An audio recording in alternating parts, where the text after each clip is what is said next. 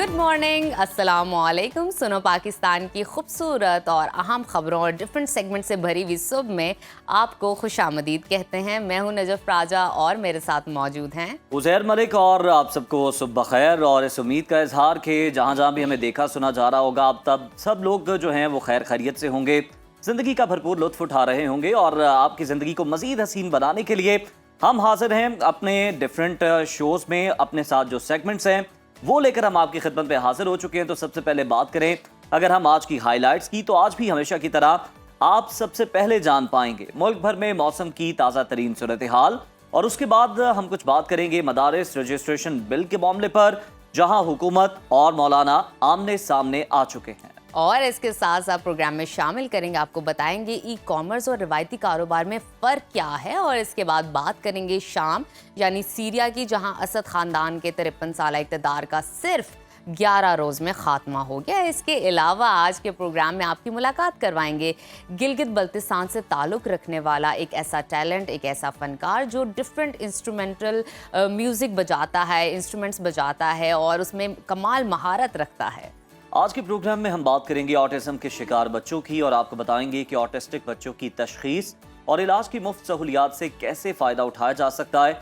इसके साथ साथ आपको ये भी बताएंगे कि बोली या बिडिंग के जरिए आप गाड़ी कैसे खरीद सकते हैं। लेकिन उसके लिए आपको देखना होगा हमारा कंप्लीट प्रोग्राम, कंप्लीट सेगमेंट्स। और अगर कुछ रह जाता है तो आपको परेशान होने की ज़रूरत नहीं है। हमारे डिजिटल अकाउंट्स पे जाइए, वहाँ डिस्प्ले में हमारे सेगमेंट्स होंगे, उसको एंजॉय कीजिए, वहाँ कमेंट्स में राय दीजिए, लाइक कीजिए, शेयर कीजिए, हमें बताइए क्या आपको अच्छा लगा और क्या आप मज़ीद देखना चाहते हैं प्रोग्राम में। तो अब बिला ताख़ीर हम सबसे पहले जान लेते हैं मौसम की ताज़ा तरीन सूरत हाल, जो कि हमेशा से हमें बताती हैं नजफ। तो नजफ बताइए। तो आइए मौसम की ताज़ा तरीन सूरत हाल से आगाह करते हैं।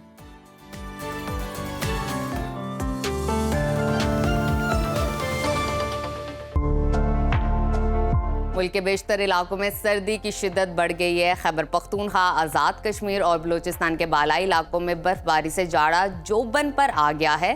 पंजाब के मुख्तलिफ शहरों में बारिश के बाद ठंडी हवाओं का राज है। सिंध में भी सर्दी ने एंट्री दे दी है और दर्जा हरारत 10 डिग्री तक गिर गया है। मुख्तलिफ शहरों में मौसम की क्या सूरत हाल है, आइए जानते हैं। सबसे पहले जिक्र करते हैं गिलगित बल्तिस्तान का,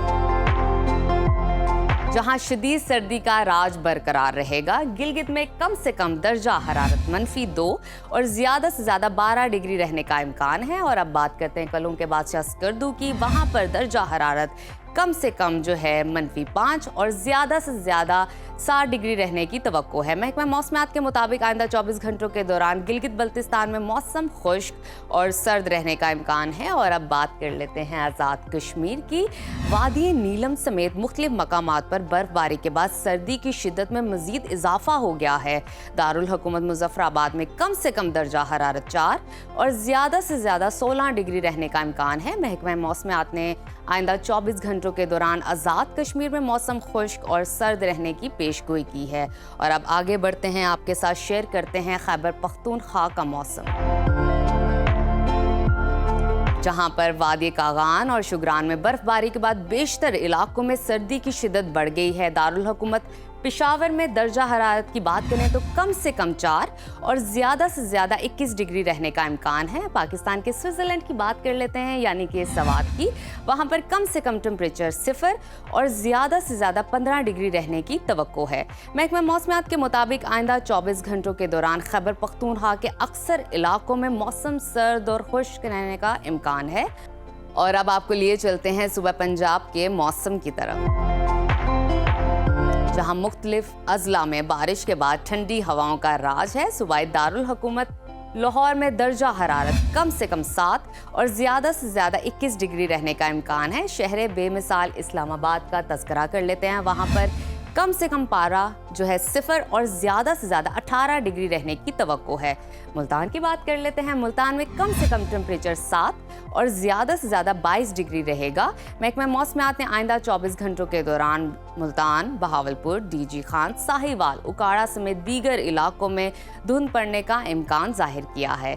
और अब मज़ीद आगे चलते हैं, आपके साथ शेयर करते हैं सुबह बलूचिस्तान का मौसम, जहां जाड़ा जोबन पर आ गया है, सड़कों पर खड़ा पानी जम गया है, पानी के पाइपों से बर्फ निकलने लग गई है और पारा -10 डिग्री तक गिर गया है। दारुल हुकूमत कोयटा का दर्जा हरारत आपको बताते हैं तो वहां पर कम से कम टेम्परेचर -4 और ज़्यादा से ज़्यादा 13 डिग्री रहने का इम्कान है। महकमा मौसमियात ने आइंदा 24 घंटों के दौरान बलूचिस्तान के बेशतर अजला में शदीद सर्दी पड़ने का इम्कान जाहिर किया है। और आखिर में जिक्र करते हैं सुबह सिंध के मौसम का, जहां सर्दी ने एंट्री दे दी है और दर्जा हरारत 10 डिग्री तक गिर गया है। शहर कायद कराची में टेम्परेचर कम से कम 11 और ज़्यादा से ज़्यादा 28 डिग्री रहने का इम्कान है। हैदराबाद की बात करते हैं, हैदराबाद में कम से कम पारा जो है 11 और ज़्यादा से ज़्यादा 27 डिग्री रहने की तवक्को है। महकमा मौसमियात के मुताबिक आइंदा 24 घंटों के दौरान सिंध के ज़्यादातर अजला में मौसम सर्द और खुश्क रहेगा, जबकि सक्खर, कश्मोर, जैकबाबाद और मोहिंजो दाड़ो में धुंध की पेशगोई की गई है।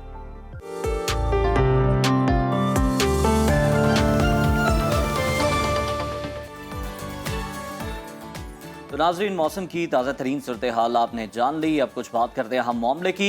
मदारिस रजिस्ट्रेशन का ये मामला है जिस पर हम देख रहे हैं कि तलखियां मजीद बढ़ चुकी हैं। मदारिस रजिस्ट्रेशन बिल पर हुकूमत और मौलाना फजलुर रहमान आमने सामने दिखाई दे रहे हैं। हुकूमत मदारिस को वजारत तालीम के तहत चलाने की कोशिश कर रही है, जबकि गुज़श्ता रोज़ हुकूमत की सरपरस्ती में इस्लामाबाद में उलमा और मशाइख की एक बड़ी बैठक हुई। कॉन्फ्रेंस के बाद उसका बाकायदा एलामिया जारी किया गया, जिसमें उलमा ने हुकूमत से ये मुतालबा किया है कि मुल्क में मदारिस की रजिस्ट्रेशन से मुताल्लिक मौजूदा निज़ाम को ही बरकरार रखा जाए और हुकूमत किसी दबाव में आकर इस निज़ाम को हरगिज़ तब्दील ना करे और मदारिस की रजिस्ट्रेशन का मामला वजारत तालीम के मातहत ही रहना चाहिए। कॉन्फ्रेंस से में खिताब करते हुए इस्लामी नजराती काउंसिल के चेयरमैन अलामा रागिब नईमी ने कहा है कि मदारिस का मामला तालीमी मामला है, इसे सियासी अखाड़ा ना बनाया जाए। दूसरी जानिब मौलाना फजलुर रहमान ने प्रेस कॉन्फ्रेंस की और रद्द-ए-अमल देते हुए कहा, दो टोक अल्फाज में हुकूमत से मुज़ाकरात करने से इनकार कर दिया और वाज़ेह किया है कि ये बिल पर हुकूमत की कोई तजवीज़ नहीं मानेंगे। इजलास बुलाकर उलमा को तकसीम करने की साजिश की गई है। पार्लियामेंट की मंजूरी के बाद हुकूमत बिल को मुतनाज़ बना रही है। इसी तमाम तर सूरत हाल पर बात कर लेते हैं। हमारे साथ मौजूद हैं इस्लामी नजरियाती काउंसिल के चेयरमैन अल्लामा रागिब नईमी साहब। अस्सलाम वालेकुम, आपको खुशामदीद कहते हैं अलामा साहब। सबसे पहले आपसे ये जानना चाहेंगे कि हुकूमत और उलमाए कराम क्यों जोर दे रहे हैं कि ये जो मदारिस का मामला है ये वजारत तालीम के तहत ही चलना चाहिए? बहुत शुक्रिया। वालेकुम अस्सलाम व रहमतुल्लाहि व बरकातुहू। देखिए, बात वाज़ेह है, तालीम का मामला है, भले से दीनी तालीम हो, भले से फ़नी तालीम हो या भले से अमूमी असरी तालीम हो, तालीम का शोबा हमेशा से वजारत तालीम या डिपार्टमेंट ऑफ एजुकेशन के ज़ेर इंतज़ाम ही चलना चाहिए। हम देखते हैं कि मुल्क में जितने भी तालीमी कॉलेजेस और अदारे और यूनिवर्सिटीज़ कायम होते हैं, उनका किसी न किसी तरीके से ताल्लुक़ या तो महकमा तालीम के साथ होता है या वोकेशनल एजुकेशन के साथ होता है। तो बिल्कुल इसी तरीके से दीनी मदारिस में दीनी तालीम दी जाती है और अमूमी तौर पे ये एक प्रोफेशनल तालीम है, एक ऐसी तालीम है जिसमें एक ख़ास अंदाज से किसी भी तालिब इल्म को तैयार किया जाता है। ये बिल्कुल ऐसे ही है जैसे किसी इंजीनियरिंग कॉलेज में इंजीनियर को तैयार किया जाता है या किसी भी मेडिकल कॉलेज में तिब या डॉक्टर बनने वाले तलबा को तैयार किया जाता है। बिल्कुल इसी तरीके से जो उलमा के तालीमी अदारे हैं, वहाँ पे एक ख़ास अंदाज से तलबा को आलिम और मुफस्सिर और मुहद्दिस और फ़क़ीह होने के एतबार से तैयार किया जाता है। तो करीन इंसाफ यही है कि ऐसे तालीमी अदारे महकमा तालीम के साथ ही अपने रजिस्ट्रेशन के अमल को लेकर चलें या उनके साथ इल्हाक़ हों। ये वो बुनियादी वजह है जिस पर रहते हुए हमारे बुज़ुर्गों ने भी हमेशा से इसी अमर की तरफ हमारी तवज्जो मबज़ूल करवाई। अल्लामा साहब, मैं आपसे जानना चाहूँगी, आपको क्या लगता है मदारिस रजिस्ट्रेशन बिल पर जो मौलाना का मौक़िफ़ और मुतालबा है, इससे मदारिस को क्या नुकसानात हो सकते हैं? देखिए, इसमें ना एक क्लैश की सूरत आ रही है। DGRE जो अदारा वफाक में कायम किया गया है, जो कि पूरे मुल्क के मुख्तलिफ वफाक से ताल्लुक़ रखने वाले दीनी मदारिस को रजिस्टर कर रहा है, जहाँ पे 18,600 मदारिस रजिस्टर्ड हो चुके हैं।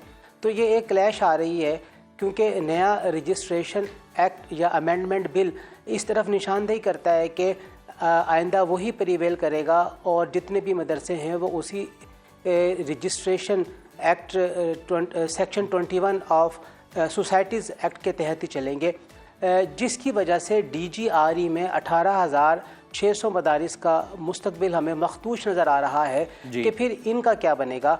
क्या ये सारे अदारे फिर एक दफ़ा नए सिरे से अपनी रजिस्ट्रेशन उसी जगह पे करवाएंगे जहां से छोड़कर वो DGRE वजारत तालीम की तरफ आए? क्योंकि 1860 का जो सोसाइटीज़ एक्ट है वो चलता है डिपार्टमेंट ऑफ इंडस्ट्री के तहत सूबों के अंदर, और जब डिपार्टमेंट ऑफ इंडस्ट्री है तो इसका मतलब ये हुआ कि हमने इन तालीमी इदारों को सोसाइटीज़ एक्ट के तहत लाकर डिपार्टमेंट ऑफ इंडस्ट्रीज़ के अंदर रजिस्टर कर लिया।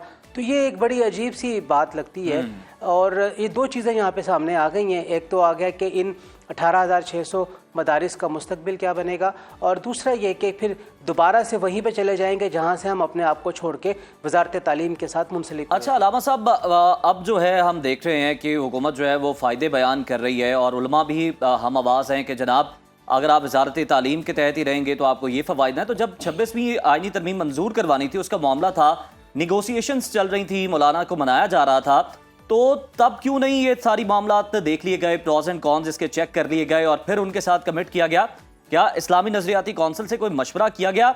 अगर नहीं किया गया तो क्या आपको लगता नहीं कि हुकूमत को पहले कर लेना चाहिए था, फिर मुतालबा मानना चाहिए था? देखिए, इस पूरे मामले के अंदर जो सबसे बड़े स्टेक होल्डर हैं वो है मदारिस के मुख्तलिफ विफाक। जो पहले 5 थे अब वो 15 हो गए हैं। पहले 5 इंडिविजुअल मदारिस थे, अब वो बढ़ के 10 इंडिविजुअल डिग्री अवार्डिंग इंस्टीट्यूशन बन गए हैं। तो ये कुल 25 एंटिटीज़ बनती हैं। इस पूरे कज़िये के अंदर जिस वक्त JUI की तरफ से ये बिल अमेंडमेंट बिल पेश किया गया तो जो मदारिस असल स्टेक होल्डर हैं उन्हें किसी भी जगह पर एतमाद में नहीं लिया गया और इनको कहीं पर भी कोई चीज़ नहीं ना पूछी गई, ना उनको बताई गई, ना उनसे पूछा गया कि हम दोबारा से उसी रजिस्ट्रेशन सिस्टम को लाना चाह रहे हैं जो कि 2019 से कबल का था।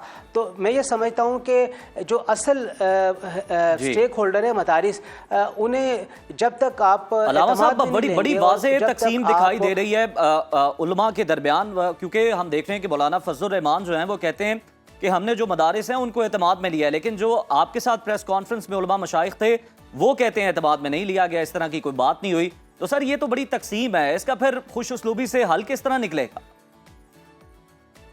देखिए, हम ये समझ रहे हैं कि किसी भी काम को करने के पाकिस्तान में एक से ज़्यादा कवानीन भी मौजूद हैं। जैसे सोशल वेलफेयर के अदारे कोई काम करना चाहे तो वो सोसाइटीज़ एक्ट के तहत भी रजिस्ट्रेशन कर सकता है, वो महकमा सोशल वेलफेयर में जाके अलग से अपने आप को रजिस्टर करवा सकता है, वो औकाफ या ट्रस्ट एक्ट के ज़रिए भी अपनी इम्प्लीमेंटेशन कर सकता है। तो गोया एक ही काम को करने के 3 तरीके हैं। और अगर मदारिस के रजिस्ट्रेशन का मामला है तो अगर 2 स्ट्रीम भी बन जाती हैं तो मैं समझता हूँ कि ये एक विन विन पॉलिसी होगी, और जिसमें जो मदारिस DGRE के साथ अपने आप को लेकर चलना चाहते हैं वो DGRE के साथ अपने आप को लेकर चलें, और जो पुराने निज़ाम के तहत ही चलना चाहते हैं वो भले से सारे माजरे में सियासत कौन कर रहा है? क्योंकि आपका मौक़िफ़ है कि मदारिस के मामले को सियासी अखाड़ा ना बनाया जाए, तो आप देख रहे हैं, एक विजन रखते हैं, एक पर्सपेक्टिव रखते हैं, आपको क्या लगता है कि कौन सियासत कर रहा है? देखिए, हम ये समझते हैं कि जिस तरीके से पहले मदारिस के मुख्तलिफ बोर्ड्स के सरबराहान का बाकायदा हुकूमत के साथ लाइज़न कायम होता था और फिर मुज़ाकरात होते थे, गुफ्त-ओ-शुनीद होती थी, उस तरीके की गुफ्त-ओ-शुनीद हमें पिछले 1.5-2 साल में हुकूमत के साथ कहीं पर भी नज़र नहीं आई है। और मैं ये समझ रहा हूँ कि एक सियासी जमात मदारिस के इस पूरे कज़िये और मामले को लेकर चल रही है, तो जो असल स्टेक होल्डर हैं या तो वो क्लियरली बता दें कि उन्होंने अपनी तमाम तर चीज़ों को एक सियासी जमात के हवाले कर दिया है कि वो उनके मामलात को लेकर चलें, तो ठीक है। फिर जिन्होंने अपने मामलात को हवाले किए हैं वही उसके बारे में जवाब देंगे, लेकिन जो रेस्ट ऑफ दी मदरसाज हैं वो क्या करेंगे? ज़ाहिर बात है वो ये चाहते हैं कि हम DGRE के साथ रहें, तो ये एक छोटी सी एम्बिग्युइटी बन चुकी है और एक थोड़ा सा यूँ कह लीजिए कि वर्किंग करने के स्टाइल के अंदर एक इख्तलाफ है। मैं समझता हूँ कि ये बहुत आसानी के साथ हल हो सकता है कि एक नया मुसवदा कानून बना लिया जाए जो बाकायदा तौर पे दीनी मदारिस के लिए ही हो और उसमें दोनों तरीक़ों कार को वाज़े कर दिया जाए कि अगर कोई वजारत तालीम के साथ अपने मामले को लेकर चलना चाहता है तो वजारत तालीम के साथ लेकिन अलामा साहब हम देख रहे हैं ना कि हुकूमत एक और स्टेटमेंट दे रही है कि जनाब देखें ये फेडरल का है तो हम फेडरल की हद तक तो इसको लागू कर सकते हैं, लेकिन मुख्तलिफ जो प्रोविंसेस हैं वहां पर हम नहीं कर सकते। ये फिर एक और एनोमली आ गई है। मैं ये समझता हूँ कि जितने भी बोर्ड्स हैं दीनी मदारिस के वो फेडरल लेवल के ऊपर हैं, वो पूरे विफाक को लेकर चलते हैं। मिसाल के तौर पे तंजीमुल मदारिस है, बेशक उसका सदर दफ्तर लाहौर में है, लेकिन पूरे पाकिस्तान से मदरसे उस बोर्ड के साथ एफिलिएट हैं। और ऐसे ही वफाकुल मदारिस अल अरबिया है या मजमा-उल मदारिस जो नए बोर्ड बने हैं तो वो तो पूरे मुल्क की सतह के ऊपर काम कर रहे हैं, क्योंकि अगर कोई भी अदारा जो पूरे मुल्क की सतह पे काम कर रहा है तो इसका मतलब यह है कि वो वफाकी लेवल पे काम कर रहा है। हम उस तनाजुर में ना तो अलामा साहब इसके काउंटर में वो एक और दलील देते हैं, वो कहते हैं कि ये जो रोयत हिलाल कमेटी है ये फेडरल में भी है, प्रोविंसेस में भी है, फिर इसको भी आप एक जो है एक जरिए से चलाएं, एक इंतजाम करें इसका भी। देखिए जो प्रोविंस के अंदर रोयत हलाल कमेटी है वो अपने चांद देखने के अमल के बाद मरकज़ को रिपोर्ट करती हैं, वो खुद से ऐलान नहीं कर सकती हैं और मरकज़ ही चांद की रोयत का मुकम्मल तौर पे ऐलान करता है। तो गोया प्रोविंस के अंदर कायम रोयत हलाल कमेटियाँ मरकज़ के ताबे हैं, वो अलग से अपनी रोयत का ऐलान नहीं कर सकती हैं। और अगर कोई भी अलग से रोयत का ऐलान करेगी तो उसका अगर तसादुम विफाक के ऐलान के साथ हो जाएगा तो विफाक प्रिवेल करेगा, सूबा प्रिवेल नहीं करेगा। बिल्कुल ठीक, बिल्कुल ठीक। मौलाना साहब आपने बड़े अच्छे तरीके से इस पर अपनी नज़र डाली है, अपना पर्सपेक्टिव दी है और आपसे मज़ीद हम हल भी जानते हैं, लेकिन अभी थोड़ा सा वक्त में किल्लत है। बहुत शुक्रिया आपके वक्त का। तो अब देखना ये है कि मदारिस का ये जो मामला है उज़ैर ये किस हद तक पहुंचता है, कैसे हल होता है और इस मेरे ख्याल में खुश उसलूबी से भी हल हो सकता है। जो अभी तो इस तरह के कोई आसार नजर नहीं आ रहे, क्योंकि मौलाना कह रहे हैं कि वो अपने जो मदारिस के लोग हैं उनको लेकर बाहर निकलेंगे। स्ट्रीट पावर का तो वो पहले ही जानते हैं कि वो किस तरह मुजाहरा करते हैं। लेकिन तशवीशनाक बात यह कि दूसरी जानिब हमने ताहिर अशरफी साहब को सुना, वो उन्होंने कहा कि अगर ये लोग सड़कों पर निकलेंगे लोगों को लेकर तो फिर मैं इनसे बड़े जो है बड़ी तादाद में मजमा लेकर और एक बहुत बड़ा इज्तिमा होगा लोगों का, उनको लेकर बाहर निकलूंगा। तो ये तो मुश्किल हो जाएगा, लेकिन हम चाहते हैं कि मुज़ाकरात की मेज पर ही जो है वो मामलात हल हो जाए। तो नाज़रीन इससे मुतालिक जो भी मामलात आगे चलकर बनेंगे या जो भी सूरत हाल पेश आएगी उससे मुतालिक हम आपको आगाह करेंगे। लेकिन यहाँ पर वक्त हो गया जनाब ब्रेक का, तो आप कहीं मत जाइए, देखते रहिए सुनो पाकिस्तान। वेलकम बैक टू सुनो पाकिस्तान। प्रोग्राम में आगे बढ़ते हैं और बात करते हैं पाकिस्तान के उन हीरोज़ की जिन्होंने हमारे आज के लिए अपना कल कुर्बान किया। वतन अजीज के उन बहादुर सपूतों में से एक सवार मोहम्मद हुसैन शहीद हैं, जिनका 53वां यौम शहादत आज मनाया जा रहा है। इसके साथ साथ आपको बताते हैं 1971 की पाक भारत जंग में सवार मोहम्मद हुसैन ने अपनी जान का नजराना दिया और मादरे वतन का दिफा किया। इनकी बेमिसाल कुर्बानियों पर इन्हें पाकिस्तान की सबसे बड़े फौजी एजाज निशान हैदर से नवाजा गया। आइए आपको इस पर एक रिपोर्ट दिखाते हैं। शहदाए पाकिस्तान को सलाम। दिफाए वतन में जानों का नजराना पेश करने वालों की अनगिनत दास्तानों में एक दास्तान सवार मोहम्मद हुसैन शहीद की भी है। अर्ज़ पाक के इस दिलेर सपूत ने कई मुश्किल मौके पर तनहा दुश्मन के ठिकानों और पोजीशन का सुराग लगाया। गदरपुर के मार्के में सवार मोहम्मद हुसैन की बरवक्त इतलात ने दुश्मन का बेशुमार असला और दर्जनों टैंक सुराख का ढेर बना दिए। सरकारी बयान के मुताबिक 16 टैंक्स सवार मोहम्मद हुसैन ने तबाह किए। सवार मोहम्मद हुसैन शहीद के लवाहिकीन ने अपने एहसासात का इजहार करते हुए कहा कि सवार मोहम्मद हुसैन शहीद के दिल में एक जज्बा पनप रहा था। 1971 की जंग खेल समझकर लड़ी। मैदान जंग में दुश्मन के खिलाफ कारकर्दगी और भारतीय टैंकों की दुरुस्त निशानदही की बदौलत दुश्मन के मुतअद्दिद टैंक तबाह हो गए और वो पीछे हटने पर मजबूर हुआ। जब ये स्कूल जाया करते थे तो रास्ते में ये नारा तकबीर, अल्लाह अकबर के नारे लगाते हुए जाते थे। बताते थे कि मोहम्मद हुसैन जब फौज में भर्ती हुआ तो कहा करता था कि दुआ करें हमारी इंडिया से लड़ाई हो जाए। तो हम कहते थे मोहम्मद हुसैन शौक न कर, आजकल तलवारों और नेज़ों का दौर नहीं है। तो वो कहा करते थे दुआ करो अल्लाह मौका दे, मैं आपको बताऊंगा कि मुसलमान की शान क्या है। सवार मोहम्मद हुसैन शहीद निशान हैदर की यौम शहादत पर दिन के आगाज पर मसाजिद में कुरान ख्वानी और दुआओं का एहतमाम किया गया। उलमा कराम ने कहा कि जिंदा कौमें अपने मोहसिनों के एहसानात को फरामोश नहीं करती। सवार मोहम्मद हुसैन शहीद को इनकी बहादुरी और शुजात के एजाज में निशान हैदर से नवाजा गया। नाजरीन, ये रिपोर्ट आपने बताया सा कि अब आपको बताएं कि ई कॉमर्स जो कि ना सिर्फ हम देखते हैं पाकिस्तान बल्कि पूरी दुनिया में बिजनेस का मुस्तकबिल समझी जा रही है। हालिया रिपोर्ट्स के मुताबिक पाकिस्तान ई कॉमर्स सेक्टर में दुनिया की 46वीं बड़ी मार्केट बन चुका है। गुज़श्ता साल पाकिस्तान की ई कॉमर्स आमदनी $5.2 बिलियन तक पहुंच गई थी, जबकि रवा साल के इख्तिताम तक ये आमदनी 6.71% तक पहुंचने की तवक्को जाहिर की जा रही है। Securities and exchange commission of Pakistan के मुताबिक रवां साल के सिर्फ एक माह अक्टूबर में IT और ई कॉमर्स के शोबे में 556 नई कंपनियां रजिस्टर हुई हैं। दूसरी तरफ आज भी हमारे बहुत से नौजवान ई कॉमर्स के बारे में ज़्यादा मालूमात नहीं जानते, नहीं इन्फॉर्मेशन उनको इस हवाले से कि ई कॉमर्स है क्या, ये काम कैसे करती है, इससे क्या क्या फ़ायदे उठाए जा सकते हैं। ई कॉमर्स दीगर रिवायती बिजनेस मॉडल से किस तरह से मुख्तलिफ है और पाकिस्तान में ई कॉमर्स का फ्यूचर क्या है, पाकिस्तानी नौजवान ई कॉमर्स की फील्ड में किस तरह एक्सेल कर सकते हैं, इस अहम मौजू पर बात करने के लिए आज हमने अपने प्रोग्राम में दावत दी है। ई कॉमर्स एक्सपर्ट हैं कासिम सना रामे साहब। कासिम साहब, वेलकम टू सुनो पाकिस्तान। वालेकुम अस्सलाम। कासिम साहब, सबसे पहले तो ये बताएं कि आजकल डिजिटल वर्ल्ड में हम ई कॉमर्स का बड़ा तस्करा सुनते हैं, ज़रा सादा आसान फहम अल्फाज में हमारी ऑडियंस को समझाएं, ये ई कॉमर्स है क्या और रिवायती जो बिजनेस चलते आ रहे हैं उनसे ये किस तरह डिफरेंट है? राइट, ई कॉमर्स यानी कि इलेक्ट्रॉनिक कॉमर्स, ये बिल्कुल जो एक आम कारोबार होता है उसकी तरह होती है। इसमें सिर्फ ये है कि ना, आप ये सारी एक्टिविटीज़ इंटरनेट वर्ल्ड के ऊपर कर रहे होते हैं। आप इंटरनेट पे कोई भी प्रोडक्ट या सर्विस बाय करें या सेल करें, चाहे आप इंडिविजुअल है या आप कोई ऑर्गेनाइजेशन है, तो आप क्या कर रहे हैं, आप ई कॉमर्स कर रहे हैं। राइट, यानी कि रिवायती कारोबार को जब आप इंटरनेट के ऊपर करना शुरू कर देंगे अंडर सम रूल्स, तो आप ई कॉमर्स। एक जो मुझे फर्क समझ आया वो ये है कि रिवायती कारोबार से हटके इस तरह से कि इसमें उधार वाला मामला नहीं है, क्रेडिट वाला मामला नहीं, इसमें होता थोड़ा सा है इसमें। हाँ जी, ये तो बेसिकली ये भी नहीं बच सका शोभा उससे। COD कर रहे होते हैं ना, जो आपकी कहते हैं कैश ऑन डिलीवरी होती है।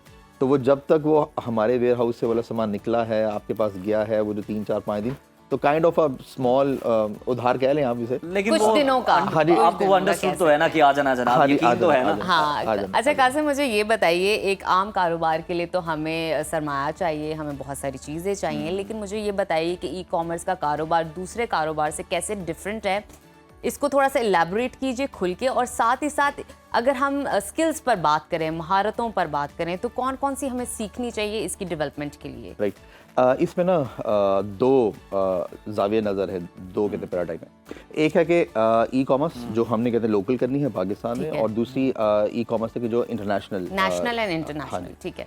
अच्छा, अब इसमें लोकल की अगर हम कहते हैं बात करें नेशनल लेवल की, तो उसमें आपने कोई सी भी एक ऐसी प्रोडक्ट रिसर्च की कि जो इन डिमांड है, है, ठीक है। अच्छा, उसके बाद आपने उसकी एक अच्छी सी कहते हैं यानी कि अब पिक्चर्स वगैरह बनाई आपने उसकी, आपने एक अच्छी सी अपनी कहते वेबसाइट बनाई या किसी भी मार्केट प्लेस के ऊपर आप कहते चले गए और आपने अपनी प्रोडक्ट को लिस्ट किया मीन्स कि आपने उसका कहते प्रोडक्ट पेज बनाया आपने जी।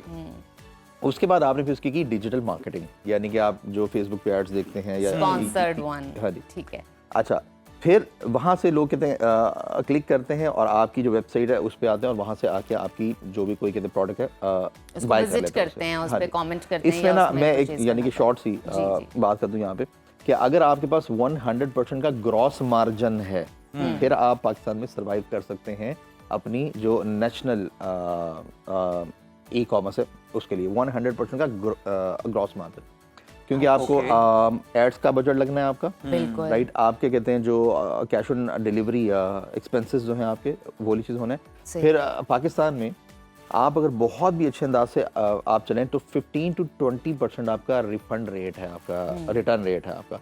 कस्टमर ऑर्डर कर देंगे, डिलीवर हो गया है, लेकिन जी मूड चेंज हो गया, घर पे नहीं थे, पैसे नहीं हैं या दिल नहीं कर रहा, तो ये तो होगी हमारी नेशनल ई कॉमर्स के हवाले से। ओके, अब आपका ये जो सवाल के लिए हमारे पास इन्वेस्टमेंट कितनी होनी चाहिए, स्किल्स क्या हो, और स्किल्स कहते क्या होनी चाहिए, इसमें जो सबसे पहली चीज़ है वो ये कि आपने इसको प्रॉपरली सीखना है आपने इसे, क्योंकि आप जब कहते हैं प्रॉपर्ली सीख कर स्टार्ट कितना करेंगे, अरसा दरकार होता है सीखने में? 60 डेज, अगर आपने प्रॉपर स्ट्रक्चर्ड लर्निंग कहीं से आपने इसको बाकायदा सीखा है, 2 माह का हाँ कलील जी, अरसा। हाँ जी, और वो ऑर्गेनाइजेशन कोई ऐसी है कि जिनकी अपनी अचीवमेंट्स हैं इसके अच्छी अंदर, हैं, ठीक है। तो वो आपको 60 डेज के अंदर आपको काफ़ी अच्छा कहते हैं अच्छा सिखा कासिम साहब ये भी समझा दें कि 60 डेज के अंदर तो सीख सकते हैं, बिल्कुल ठीक है।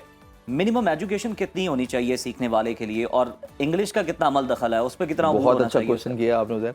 अगर आप इंग्लिश को समझ लेते हैं, पढ़ लेते हैं, जी। राइट, आपको सोशल मीडिया, इंटरनेट वगैरह की अगर अंडरस्टैंडिंग आपको है, तो आपने चाहे कहते हैं प्राइमरी पास हैं, मिडिल पास हैं, मैट्रिक पास हैं, तो काफ़ी। अच्छा, हमने तो जो यानी कि कमेंट्स इसका वगैरह formal या English- रिव्यूज पढ़े हैं वो रोमन इंग्लिश में होते हैं। रोमन इंग्लिश, हाँ जी, हाँ जी, हाँ जी। अच्छा, अब इसमें जो चीज़ इम्पोर्टेंट है कि देखिए, हम ई कॉमर्स की बात करते क्यों कर रहे हैं ना, जी। इसलिए कर रहे हैं ताकि ना लोग आसानी से अर्निंग स्टार्ट कर दें। बिल्कुल। ई कॉमर्स ना स्केलेबल है, आप इसको जितना मर्जी फैला लें यहाँ पे से। तो मैं as an e commerce expert ये वाली बात करते कहता होता हूँ कि डी, if you want to enter into the e commerce, तो आप डॉलर्स के अंदर अर्निंग करें, राइट।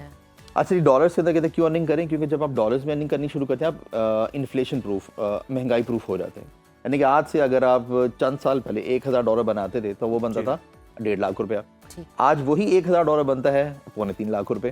तो जो लोग डॉलर्स में कमा रहे हैं उनके ऊपर महंगाई का असर नहीं हुआ उनके नहीं ऊपर, राइट। होगा, अच्छा, बिल्कुल ठीक। ये एक बड़ा इंपॉर्टेंट कॉन्सेप्ट है ये, अगर हमने और ये अंडरस्टैंडिंग के लिए हाँ है जी, और basically। अगर हमने ये चीज़ कहते हैं समझ ली, तो हमारे आगे के एक्शन उसके मुताबिक एडजस्ट हो जाएंगे। बिल्कुल ठीक है। दूसरा इंपॉर्टेंट चीज़ क्या है कि अब आपने कहा डॉलर्स में अर्न करना है, तो आपको इसका मतलब है कि इंटरनेशनल ई कॉमर्स के अंदर जाना पड़ेगा। यानी कि आपको ईबे, जो दुनिया की कहते हैं second largest e commerce market place है, वो सीखें। अमेजोन सीखें, जो दुनिया की कहते हैं नंबर 1 कहते हैं मार्केट प्लेस है, या एटसी के नाम से etsway.com। ये वो मार्केट प्लेसेस हैं जो यूरोप में, यूएस में, ऑस्ट्रेलिया में, यूके में डेवलप widely कंट्रीज से accepted है। कनेक्टेड हाँ हैं जी। और एक्सेप्टेंसेस हाँ जी, डेवलप कंट्रीज, और वो लोग कि जिनके पास ना कहते हैं पेइंग कैपेसिटी है, जो लोग ना एक $1 की चीज को $10 में आराम से। अच्छा, ये आराम डॉलर्स से। में तो कमाना चाहिए, लेकिन ये 1 दिसंबर से जो पाकिस्तान कोरियर ने जो रेट्स में इजाफा किया है कोरियर के, ये भी कोई असरअंदाज हुआ है, इसके भी कोई असरात आए हैं? ये वजूहात तो क्या थी बढ़ा दी आप उन्होंने? बहुत कहते हैं अपडेटेड हैं माशाल्लाह, खुशी भी हुई मुझे इस चीज़ पे।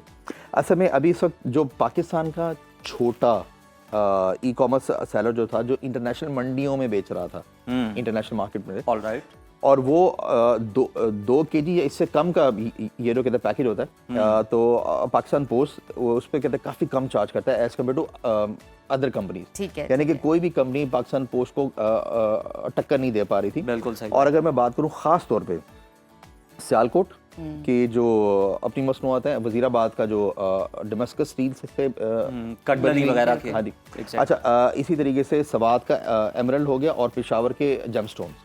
इसके अलावा कराची, लाहौर, मुल्तान और बहुत सारी चीज़ें। लेकिन ये वो कहते हैं चंद चीज़ें हैं कि जहाँ पे हमारे कहते हैं स्टूडेंट्स कहते हैं मौजूद हैं और कहते हैं काम कर रहे हैं।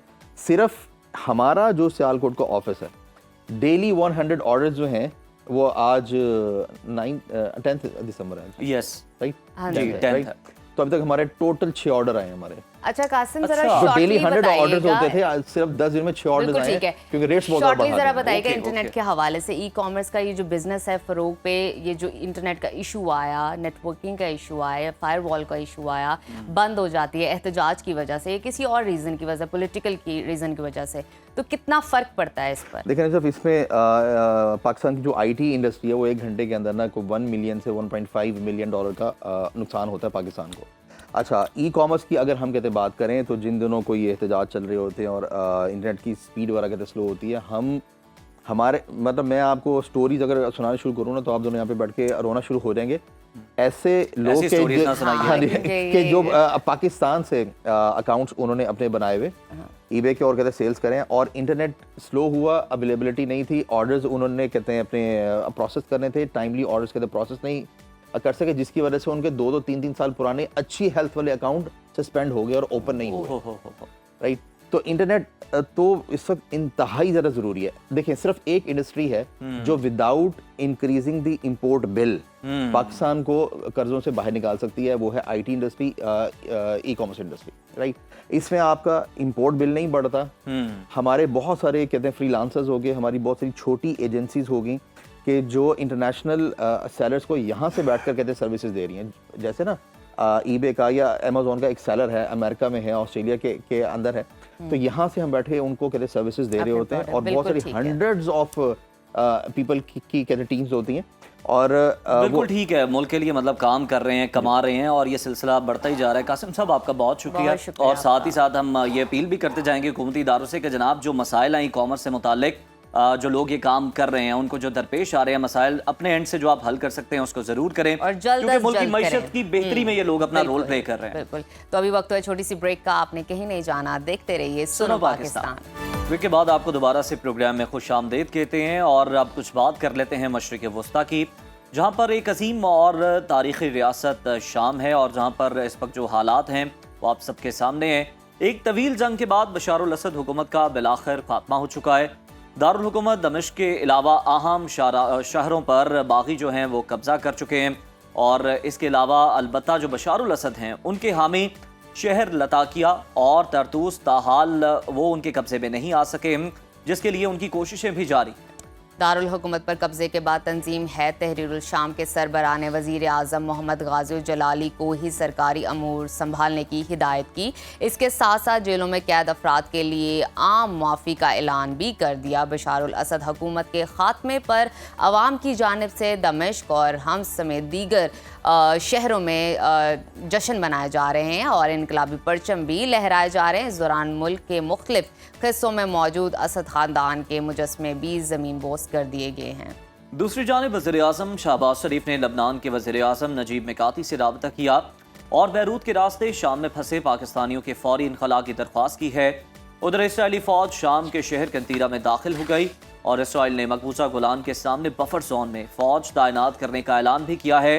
इसराइली मीडिया के मुताबिक 1974 के मुआहदे के बाद पहली बार इसराइली फ़ौज इस बफर जोन में दाखिल हुई है। तो नाज़रीन, शाम की मौजूदा सूरत हाल का आलमी सियासत बिलखसूस मशरिक़ वस्ता पर क्या असर हो सकता है, और आने वाले दिनों में हालात क्या रुख इख्तियार करेंगे, इसी तमाम सूरत हाल पर बात करने के लिए इस वक्त हमारे साथ मौजूद हैं दिफाई तज्ज़ियाकार ब्रिगेडियर रिटायर अहमद सईद मिन्हाज साहब। बहुत शुक्रिया अहमद साहब आपके वक्त का। बताइएगा इस हवाले से, शाम में असद ख़ानदान के 5 दिहाइयों पर पहले इक़्तिदार का ख़ात्मा हो चुका है।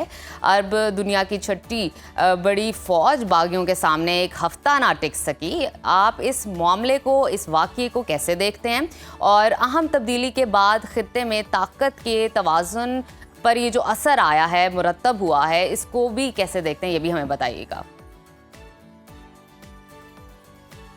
जी बिल्कुल, सबसे पहले बहुत शुक्रिया आपको मुझे शो के लिए। मैं अगर इसका क्विकली एनालिसिस कर दूं कि ऐसा हुआ क्यों, तो सबसे पहले हुआ क्यों अगर वो हमें पता चल जाएगा तो आने वाली सिचुएशन के मुतालिक हम बेहतर तौर पे जान सकते हैं। सबसे पहले तो ये कि जो बशर अल असद की गवर्नमेंट थी, बेसिकली वो खुद अलावाइट थे या शिया बैकग्राउंड से थे, तो वहाँ पर जो 10% पॉपुलेशन शाम की थी वो शिया पे मुहित थी, और रशिया और ईरान की मदद से पिछले 50 सालों से वहाँ पर रूल कर रहे थे, तो लिहाजा मेजॉरिटी की आवाज़ बशर अल असद नहीं थी वहाँ पे। 1 सेकेंडली 2011 में जब अरब स्प्रिंग शुरू हुई थी, तब से वहाँ पर जो हालात बशर अल असद के काबू से बाहर चले गए थे। स्पेशली 2015 में जब रशियंस ने वहाँ पे मेडिटेरेनियन सी के साथ वहाँ पर जो अपना बेस एस्टैब्लिश किया था 50 साल की लीज के ऊपर, वहाँ पे जो रशियन एयरफोर्स ने और ईरान ने मिलकर जो वहाँ पे सीरियन रिबल ग्रुप्स के ऊपर जो बमबारी की थी, उसने फर्दर आग में जो है वो तेल का काम किया था, और जिसकी वजह से ये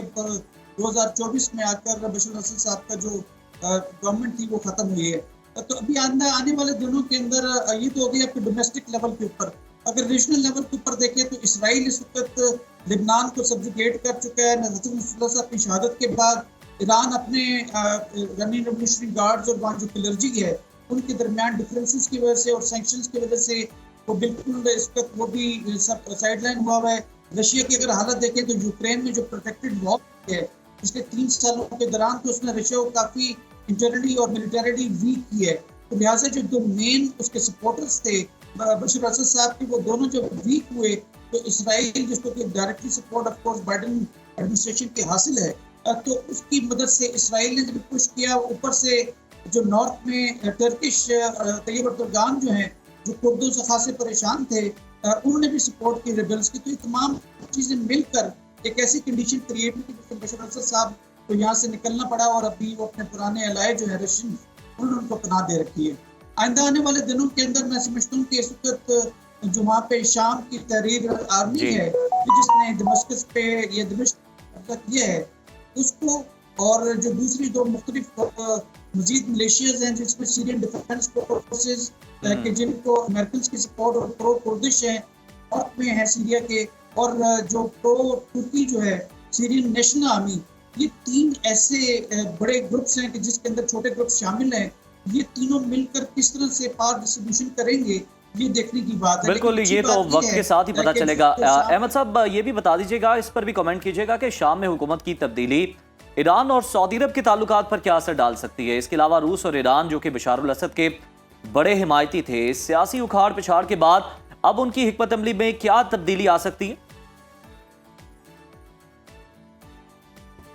देखिए सुन्नी जो जितनी मेजॉरिटी है उसको शिया जो है वो सऊदी उसको लीड करते हैं, और जितनी शिया कम्युनिटी है उसको ईरान लीड करते हैं। तो लिहाजा अगर प्रो सुन्नी गवर्नमेंट आती है जो कि ऑब्वियसली अब नजर आ रही है क्योंकि जितने रिबेल हैं वो प्रो सुन्नी जो होते हैं, और इसी तरह जो उसके ईस्ट इराक है वहाँ पर भी, और इसके साथ नीचे डाउन साउथ में सऊदीया है।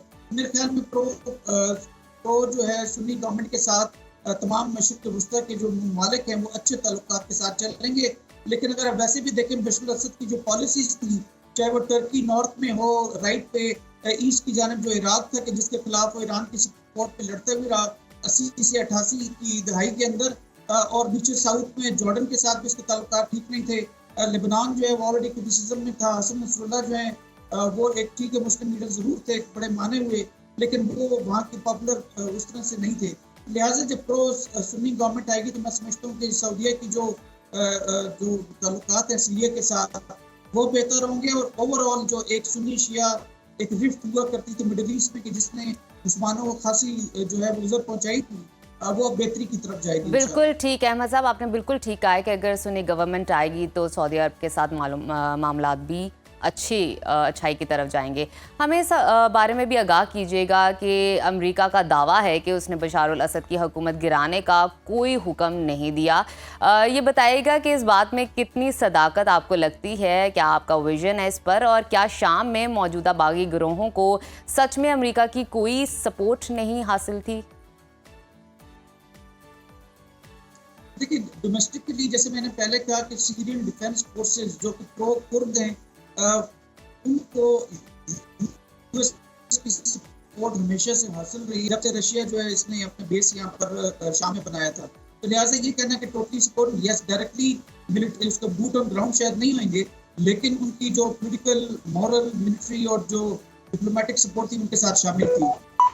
Last but not the least जो आपके नेतन्याहू हैं वहाँ पे उसको इसराइल के अंदर ऑफ कोर्स जो बाइडेन साहब की बहुत ज़्यादा सपोर्ट हासिल थी, और जितना इस वक्त शाम में इस वक्त हालात चाहे बेहतरी की तरफ हो या बशर असद का वहाँ से निकलना हो, उस गवर्नमेंट का टूटना हो, इसके पीछे जो सबसे ज़्यादा इंटरेस्ट जो लीड हुए हैं वो इसराइल के हुए हैं। और इसी सिलसिले में नेतन्याहू ने मुख्तलिफ टीवी चैनल आके उसको सेलिब्रेट भी किया है।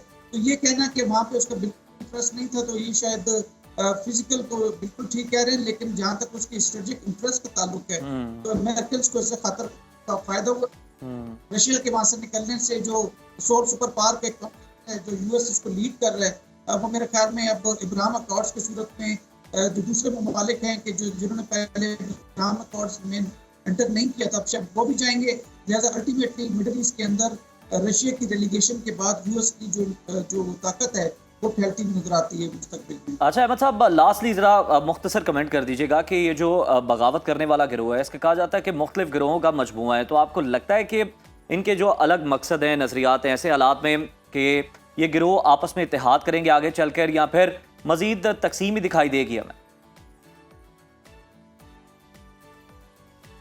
देखिए मेरे ख्याल में चूंकि ये पीपल मूवमेंट थी और पीपल ड्रिवन मूवमेंट थी, जिसकी वजह से बशर असद की 50 साल गवर्नमेंट या असद उससे पहले रहे हैं, तो इन तमाम की गवर्नमेंट अगर गिरी है तो वो लोगों की वजह से गिरी है। अभी अच्छी चीज़ ये है कि जो तहरीर शाम है जी बिल्कुल ठीक है, बहुत शुक्रिया। ब्रिगेडियर रिटायर्ड अहमद सईद मिन्हाज साहब हमारे साथ मिडल ईस्ट की सूरत हाल पर अपना तज्जिया दे रहे थे। यहाँ पर ब्रेक शामिल करते हैं प्रोग्राम में। ब्रेक के बाद दोबारा आपसे मुलाकात करते हैं, तो कहीं मत जाइए, देखते रहिए सुनो पाकिस्तान। वेलकम बैक टू सुनो पाकिस्तान। व्यूअर्स, अब कुछ हम बात करेंगे एक ऐसे अहम मसले की जो कि बढ़ता ही जा रहा है। ये एक ऐसा इशू है, सेहत से मुताल्लिक है। तो हालिया बरसों में हमने देखा है कि दुनिया भर में ऑटिज्म के शिकार बच्चों की तादाद में मुसलसल इजाफा देखने में आ रहा है। ये तादाद बढ़ती चली जा रही है और तशवीशनाक हद तक बढ़ रही है। तहकीक के मुताबिक हर 36 बच्चों में एक बच्चा ऑटिज्म से मुतासर है।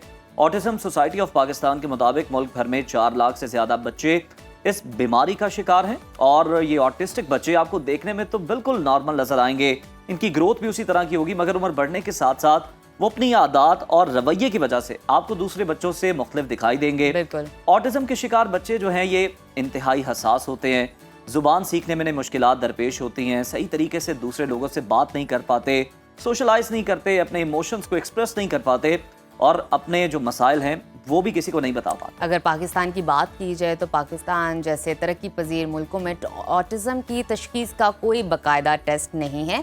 माहिरीन मरीज़ को देखकर मुशाहिदा करके ही तयन करते हैं कि ये किस बीमारी में मुब्तला है, शिकार है भी या नहीं, और अगर है तो किस हद तक है। अगर आपके ख़ानदान में कोई भी ऐसा ऑटिस्टिक बच्चा है तो अब आपको परेशान होने की ज़रूरत नहीं, क्योंकि अब पाकिस्तान में ऑटिज़म के शिकार बच्चों की तशखीस पर की जा रही है और साथ ही साथ मुफ्त इलाज की सहूलियात भी फराहम की जा रही है।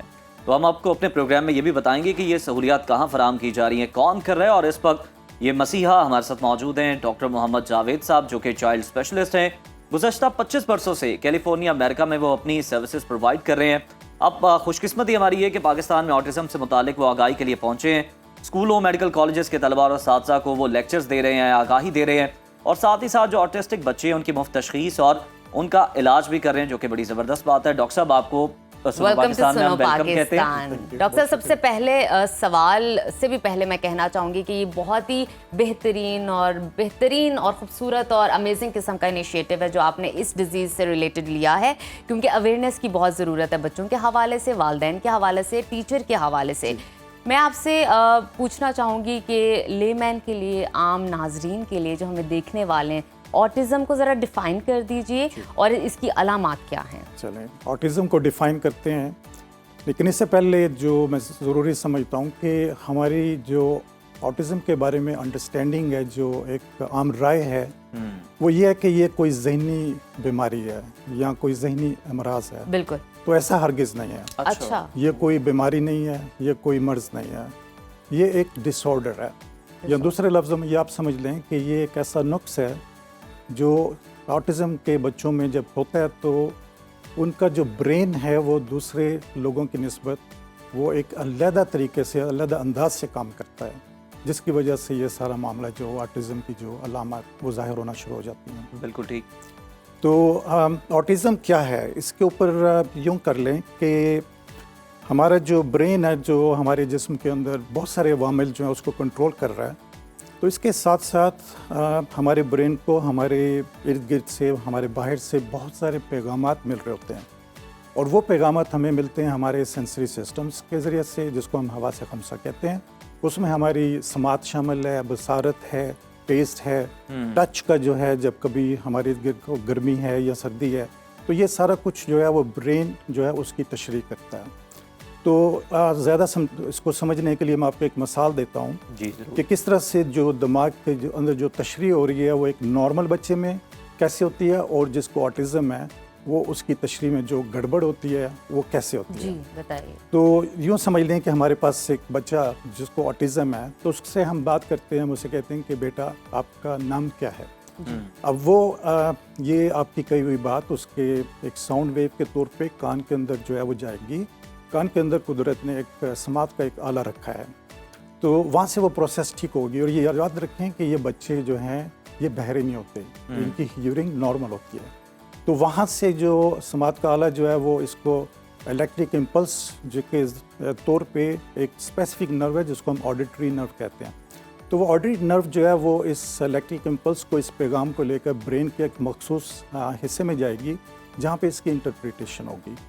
तो जब ऑटिज़म के बच्चे के दिमाग में जब ये पैगाम जाता है तो वहाँ पे ये पूरी जो आपकी कही हुई बात है वो बात इस तरह नहीं पहुँचती। वो महज कोई शोर हो सकता है, या उस उनके अल्फाज की तरतीब जो है वो आगे पीछे हो गई है, और वो जो पैगाम आपने जो एक बात पूछी है वो अपने अंदाज उसका जब मानी है वो बदल गया, वो बेमानी हो गई है।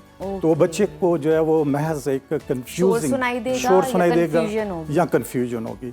तो ये बड़ा ज़रूरी है कि हम तब तक बोलना नहीं सीख पाते जब तक हम किसी लफ्ज़ को उसके असल फॉर्मेट में सुन नहीं पाते। बिल्कुल ठीक। तो इसके लिए ज़रूरी है कि एक कोई भी कहा हुआ कोई लफ्ज़ है उसको हम पहले सुने, फिर हम उसको रिप्रोड्यूस तो करते हैं। डॉक्टर साहब ये भी हम देखते हैं कि अक्सर ऐसे बच्चे सवाल दोहराते भी हैं। आपने हाँ। जो सवाल किया वो सवाल दोहराएंगे फिर उसका कोई जवाब देंगे। जी हाँ, ये एक्चुअली इस कंडीशन को जो है एक्कोलेलिया कहते हैं। उसमें क्या होता है कि ये एक अलामत में से एक अलामत है कि आपने कोई अगर एक लफ्ज़ बोला है तो वो बच्चा उस लफ्ज़ को जो है वो रिपीटेडली बोलता जाएगा। तो ये एक अलामत है बहुत सारी अलामतों में से। बिल्कुल ठीक है। डॉक्टर साहब ये बताइए कि सबसे जो मुश्किल मरहला होता है ना वो डायग्नोस करने का होता है, तशखीस करने का। पेरेंट्स को कब और किस तरह से जो है वो पता चल सकता है, किस तरह से वो डायग्नोस कर सकते हैं कि उनका बच्चा इस ऑटिज्म का शिकार? जी अच्छा, देखें इसमें बहुत ढेर सारी अलामात मौजूद हैं और जैसे जैसे वक्त बढ़ रहा है हमारे नॉलेज में इजाफा हो रहा है, तो वो जो रेड फ्लैग्स हैं, जो अलामात हैं, वो ऐड हो रही हैं। तो इसी वजह से हमने इस ऑटिज़म को अब एक ऑटिज़म स्पेक्ट्रम डिसऑर्डर के तौर पर रिकग्नाइज़ किया है, ताकि वो बच्चे जिनमें सारी अलामत मौजूद नहीं हैं, उनमें कुछ अलामत मौजूद हैं, तो उसकी ही बेस पे उन रेड फ्लैग्स की बेस पे हम उनको जो है वो डायग्नोस करें और उनको उनका इलाज जो है वो शुरू करें। तो अलामत के अगर आप कहें तो उसको मैं 4 अलामत जो मेन अलामत है मैं उसमें उसको जिक्र करूँगा उनका। सबसे पहली जो बड़ी अलामत है वो है स्पीच डिले होती है। तो जो ऑटिज़म के बच्चे हैं वो अपनी एज के, अपनी उम्र के लिहाज से उनका जो बोल चाल है वो उसमें बहुत पीछे होते हैं वो। फिर उसके अलावा दूसरा है कि सोशल इम्पेयरमेंट, और ये भी बड़ा रेड फ्लैग है। उसमें ये है कि बच्चे जो हैं वो जैसे एक अपनी उम्र के मुताबिक और अपनी उम्र के हम उम्र बच्चों के साथ खेलना पसंद करते हैं। ऑटिज़म के जो बच्चे हैं वो इस तरह से दूसरे बच्चों के साथ आइसोलेट रहते हैं। बिल्कुल उसके बच्चों के साथ खेलते नहीं हैं, बल्कि अपने घर में बहन भाइयों से भी वो जो है वो खेल पसंद नहीं करते। अच्छा। अगर माँ बाप जो हैं उनके साथ भी उनका जो वो राब्ता है वो बड़ा लिमिटेड महदूद होता है। तो जब ये बच्चे ग्रो करते हैं तो अगर किसी ऐसी सिचुएशन में है जहाँ पे कोई पार्टी हो रही है या कोई घर के अंदर कोई फंक्शन है, तो ये बच्चे उस दौरान में बहुत तकलीफ में होते हैं, ये आइसोलेट कर लेते हैं अपने आप को। बिल्कुल ठीक। डॉक्टर साहब मुझे ये बताइए, ये जो ऑटिज्म है, ऑटिस्टिक बच्चे, पहले हम कभी कभी सुना करते थे ये वर्ड, लेकिन अब हम नॉर्मली हर दूसरे घर में देख रहे हैं एक बच्चा, हर किसी के खानदान में एक बच्चा है। इसकी क्या वजूहात है? अब ये क्यों ज़्यादा ये चीज़ सर्कुलेट होने लगी है या ट्रांसफ़र हो रही है बच्चों के अंदर? ये बहुत अहम सवाल आपने पूछा। ऐसा नहीं है कि वक्त के साथ जो है बच्चों के ऑटिज़म जो है वो बढ़ गया है। मैं आपको मिसाल देता हूँ, यूनाइटेड स्टेट्स में 1970s में 1 in 10,000 10,000 में से एक बच्चा जो है वो ऑटिस्टिक आइडेंटिफाई हुआ। फिर 90s में 1 in 1,000, फिर उसके बाद 2000 के करीब जो है 1 in 150 चिल्ड्रन में। अब इस वक्त ये सूरत हाल है कि 1 in 36 children is diagnosed as autistic. तो उसकी वजह ये क्या है कि अवेयरनेस बढ़ गई है। उसमें हमारे वालिदैन की अवेयरनेस जो है वो बड़ा अहम रोल अदा कर रही है। फिर उसके अलावा स्कूल के टीचर्स जो हैं वहाँ उनकी अवेयरनेस बढ़ गई है, और हमारे जो डॉक्टर्स हैं जिसमें हमारे पीडियाट्रिशियंस हैं खास तौर पे। जी, जो मैं आपकी बात समझ पा रही हूँ, ये पहले थी लेकिन अवेयरनेस अब नहीं अवेयरनेस थी। है, वालिदैन को भी, टीचर्स को भी, और बच्चा भी ऐसा। कहीं ना कहीं उस तरह की बिल्कुल हैबिट्स शो करता है। अवेयरनेस की हम बात कर रहे हैं, तो जैसे कि आपने अवेयरनेस के लिए यहाँ लोगों को या पेरेंट्स के लिए सहूलियात फराहम की हैं, एक इंस्टीट्यूट क्रिएट करके जहाँ पे आप सेमिनार्स भी कराते हैं, पेरेंट्स की जो है कहा जाए उनको इस हवाले से गाइड करते हैं कि इस तरह के बच्चों को कैसे ट्रीट करना है, काउंसलिंग करते हैं, बच्चों को ट्रीट करते हैं, बच्चों को देखते हैं अगर कोई स्पेशल केस होता है, उसके हवाले से हमें बताइए। और इलाज का भी खास तौर पे इलाज किस तरह से करता है? अच्छा, देखें कि अभी हमारे यहाँ पे बहुत बड़ा गैप है अवेयरनेस का भी। पेरेंट्स जो हैं अभी तक जो है इस चीज़ को वो समझते हैं कि जैसे कोई ये डिस्ग्रेस है, कुछ ऐसी चीज़ है जिसमें वो शर्म महसूस करते हैं। तो ये चीज़ें सब जो है वेस्टर्न कंट्रीज़ में भी थी आज से 20-30 साल पहले, लेकिन वहाँ पे चीज़ें बदल गई हैं। वहाँ पे पेरेंट्स खुद इनिशिएटिव लेते हैं, वो कंपेयर करते हैं अपने बच्चों को दूसरे बच्चों के, तो वो कहते हैं कि कुछ समथिंग इज़ रॉन्ग, कुछ जो है ना ठीक नहीं है। तो वो खुद इनिशिएटिव लेके डॉक्टर के पास जाते हैं।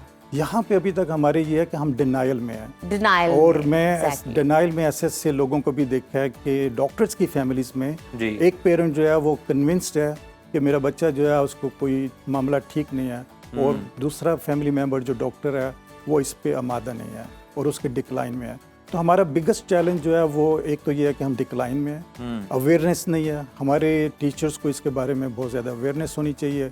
एक बच्चा जो स्कूल में एकेडमिकली चल नहीं पा रहा, आइसोलेशन में है, बिहेवियर इश्यूज हैं, तो हम उस बच्चे को नालायक बच्चा क्या करके तो उसको पनिश भी करते हैं, घर में भी उसको पनिश होता है, समझने की कोशिश ही नहीं तो करते, समझने की कोशिश डिग्रेड करते हैं कहीं ना कहीं। तो ये बड़ा ज़रूरी है कि इस अवेयरनेस को बढ़ाया जाए और इसके बारे में पेरेंट्स से बात की जाए, सेमिनार्स में पेरेंट्स को भी शामिल होना चाहिए, जो अभी तक हम इस पे काम डॉक्टर साहब यकीनन आप बड़ा एक अच्छा और बड़ा नेक काम कर रहे हैं, और हमारी जो ऑडियंस हमें देख रही है सुनो पाकिस्तान के तवस्सुत से उन्हें ज़रा ये भी बता दें कि आप कहाँ पर इसका मुफ्तलात जो है वो फराहम कर रहे हैं, क्या तरीकाकार है, कोई आपके पास आना चाहे जिनका बच्चा शिकार है ऑटिज्म का, किस तरह से आ सकता है? अच्छा, पहली बात तो ये कि अगर तो आप बड़े शहर में मौजूद हैं तो आपके शहर में अगर चिल्ड्रन हॉस्पिटल है, जैसे लाहौर में चिल्ड्रन हॉस्पिटल है, जी हाँ, तो वहाँ पे पूरा एक डिपार्टमेंट जो है वो मौजूद है और आपके बच्चे जो है वहाँ पे देखे जा रहे हैं, उनको ट्रीटमेंट भी मिल रहा है।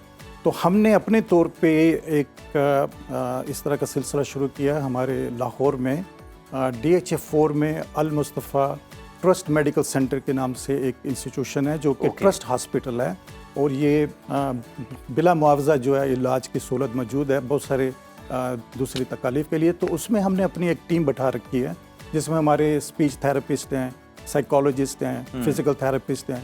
तो वहाँ पे हम ये बिला मुआवजा जो है इसकी ना सिर्फ तशख़ीस करते हैं बल्कि पूरा इलाज जो है वो करते हैं। और ये इलाज जो है ये कोई ओवरनाइट इलाज नहीं, इसका कोई एक हफ्ते में 2 हफ्ते में नहीं, ये एक लॉन्ग टर्म कमिटमेंट है। तो हम उस कमिटमेंट के साथ पेरेंट्स के साथ जो है चलते हैं, चाहे इसमें 2 साल लग जाएं, 5 साल लग जाएं।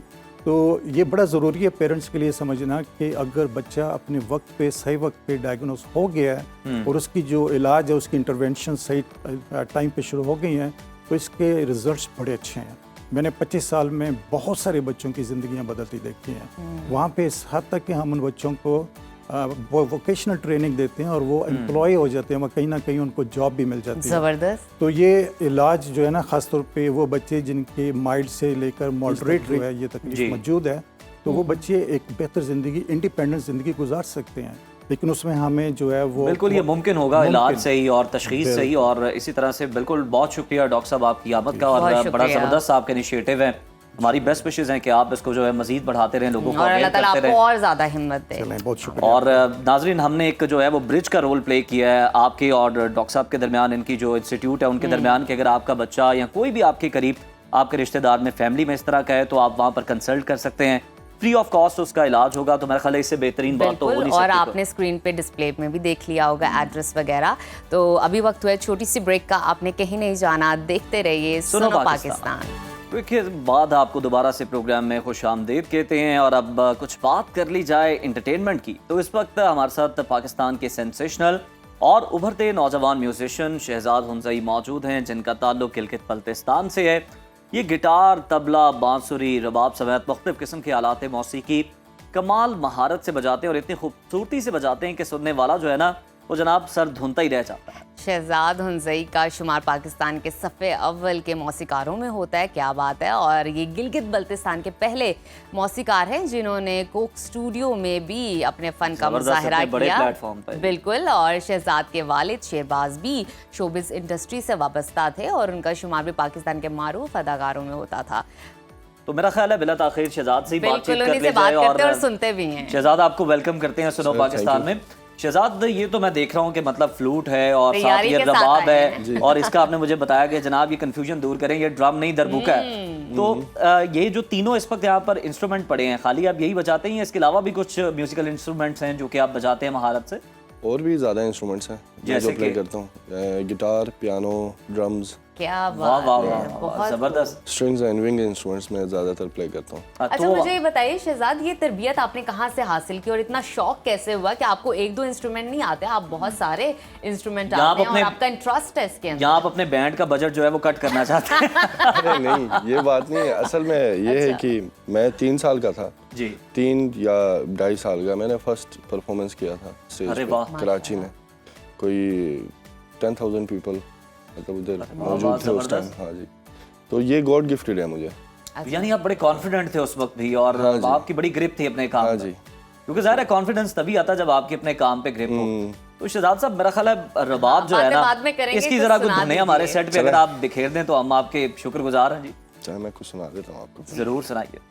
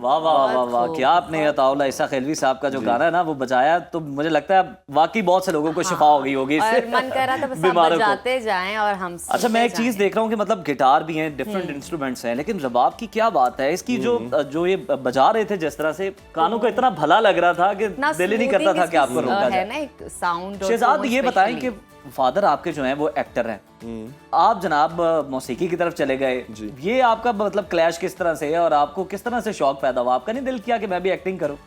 स्टार्टिंग में मुझे लगता था कि एक्टिंग की तरफ चला जाऊं, लेकिन जो ज़्यादातर मतलब मैं अब इंस्ट्रूमेंट्स बजाता हूं उस तरह एक्टिंग नहीं कर सकता मैं। अच्छा। हाँ जी, वो फिर अब्बू को शौक था, मुझे तो अलग ही होना है। अच्छा शहजाद, मुझे ये बताइए कि अब तक किन किन सिंगर्स के साथ या किन किन सेलिब्रिटीज के साथ आपको मौका मिला परफॉर्म करने का, सीखने का? बहुत सारे सेलिब्रिटीज़ हैं, जैसे कि जुल्फी भाई, जो कि कोक स्टूडियो के music producer, director, music composer, उनके साथ, फिर रोहेल हयात के साथ, फिर काफ़ी मतलब सिंगर्स हैं जैसे कि स्ट्रिंग्स बैंड हो गया वगैरह, इन सब के साथ मैंने प्ले यानी किया। जितने बड़े नाम हैं उन सब के साथ आप काम कर चुके हैं। अच्छा शहजाद, जीबी जो है ना गिलगित बल्तिस्तान, उसकी खूबसूरती, उसके लोगों की मेहमान नवाजी, उनका अखलाक, उनका प्यार हमारे दिल के बड़ा करीब है। तो अगर आप वहाँ की कोई धुन बजा दें और साथ कुछ गुनगुना भी दें वहाँ का, तो हमें फील आएगी जनाब कि ये पहाड़ की चोटी पे बैठ के शाम का वक्त है और जनाब को मौसीकी सुन रहे हैं और बड़ा मजा आ रहा है वहाँ पे। गाना गाना तो नहीं आता मुझे। अच्छा, चले आप वैसे धुन बजा दें। हाँ जी जी।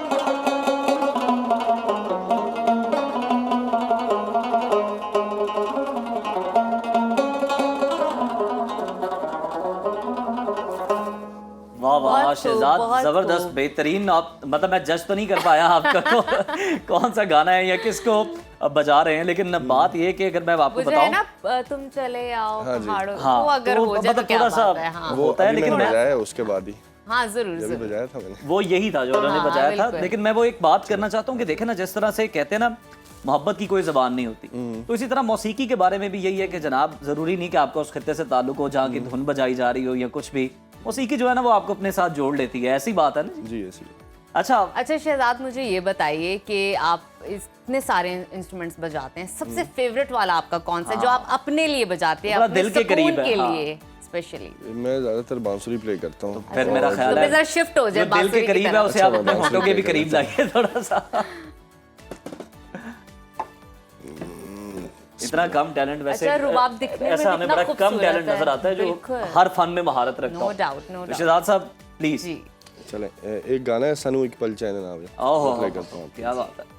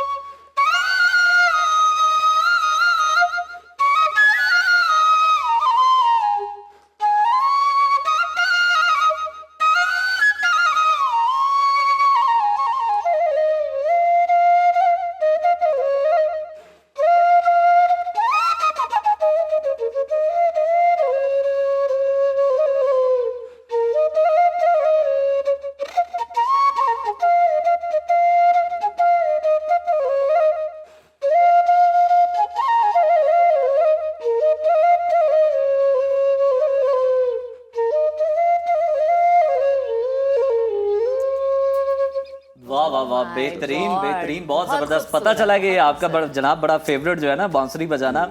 और मैं नोट कर रहा था शहजाद कि जिस तरह सिंगर जो है ना उतार चढ़ाव का ख्याल रखता है, लफ्जों के साथ खेलता है, मैं तो हैरान हूँ, आप बांसुरी में भी वही काम कर रहे हैं। जी।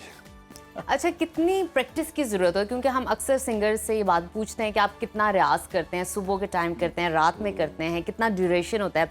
अब इंस्ट्रूमेंट का डेफिनेटली डिफरेंट कैलकुलेशन होता होगा, तो कितना टाइम प्रैक्टिस करते हैं और ज़रूरत होती है उस प्रैक्टिस की? असल में मैं ज़्यादातर प्रैक्टिस करता हूँ कोई 8 से 9 घंटे। 8 से 9 जी। मुसलसल कंटिन्यूअस विद नो ब्रेक? हाँ जी, रोज़ घर पे, मतलब मैंने अपना स्टूडियो वगैरह बनाया हुआ है, अच्छा, तो उधर प्रैक्टिस भी करता हूँ, साथ साथ रिकॉर्डिंग्स भी करता हूँ। साथ रिकॉर्डिंग्स मेरा ख्याल है इतनी परफेक्शन आ भी इतनी प्रैक्टिस के बाद ही सकती है ना, जितनी आप में मतलब परफेक्शन है। तो मुझे ये बताएं कि आपको तो बांसुरी बड़ी पसंद है, फ्लूट बजाना बहुत पसंद है, लोग क्या पसंद करते हैं? कौन सा इंस्ट्रूमेंट आपको लगता है कि लोग ज्यादा जो है ना उसे लाइक करते हैं? लोग ज़्यादातर रुबाब ही कहते हैं। रुबाब भी कहते हैं ना, जो Soothing मैं बहुत इंस्टाग्राम पे ज़्यादातर लाइव जाता हूँ तो सारे कहते हैं रुबाब बजाओ यार। और उसी पे कमेंट आ रहे होते होंगे हाँ कि जी, प्लीज उसी पे। भाईजान ये वाला जो है ना। हाँ जी, रुबाब तो बजाओ। मेरा ख्याल है शहजाद अब ये तंबूका जो है ना ये बाकी रह गया, डिस्कवर करते हैं। इस पे भी थोड़ी सी तबाज़माई कर ली जाए, मेरा ख्याल है। क्या हाँ ख्याल जी, है? मैं प्ले कर सकता हूँ ये जी भी। प्लीज। अच्छा, अरेबिक बीट इस पे क्या होने वाला है अब जरा? अरेबिक बीट, अरेबिक, उसके बाद फिर भांगड़ा, आपको पता है, फिर ओहो, पंजाबी। आप कोई और ही माहौल बना रहे हैं हमारे हाँ जी। फिर साथ साथ फिर मुझे लगता है हमारी जो टीम है ना, जो ये कैमरों के पीछे खड़ी है या जो पीछे से पीछे भंगड़ा बैठी डालेंगे। है, ये ना जरा आपको भंगड़ा डालना शुरू कर दें उठ के। जी ठीक है, मैं प्ले कर लूँ। जी please, जरूर sure. जरूर।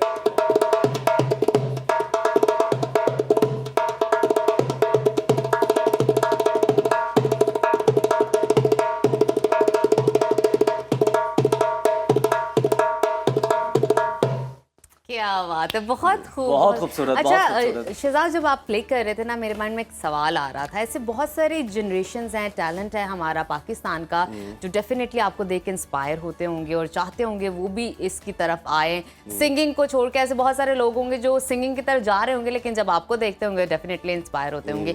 क्या उनको आप एक सजेशन या एडवाइस करना चाहेंगे प्रैक्टिस के मामले में भी और इस फील्ड के हवाले से रिगार्डिंग टूल्स वगैरह? अच्छा, मैं ज़्यादा कुछ नहीं बोलूँगा, लेकिन जो मेरे दिल में आ रहा है कि ज़्यादातर पढ़ाई के पीछे ध्यान दें। जी, अच्छा, पढ़ाई के पीछे ध्यान दें, ठीक है। तो उसके बाद फिर ये काम के पीछे आफ्टर स्टडीज इसको ज्वाइन करें एज अ हॉबी। हाँ जी, ठीक है, साथ साथ म्यूजिकोलॉजी भी पढ़ लें, ठीक है, तो वो ज़्यादा ज़रूरी है, क्योंकि उनको थ्योरी भी समझ आ जाएगा। बिल्कुल ठीक है। टेक्निकलिटीज भी और समझ आ जाएंगी। शहजाद, वो मेरा ख्याल है आखिरी जो भंगड़ा आपने कहा था, मेरा ख्याल है वो हो जाए अब, जितना हमारे पास वक्त बाकी है। ठीक है, हम चाहेंगे हम उसे सुने इस वक्त में। हाँ, ठीक उसको है। enjoy उसको करें। सही यूटिलाइज करें हम वक्त को। ठीक है। आप डांस करेंगे साथ? बैठे बैठे जो हो सकता है वो हम लेकिन कर उधर अब सकते आपको हैं। ना नहीं करना चाहिए, गेस्ट ने चलो, ठीक फरमाइश है। की है।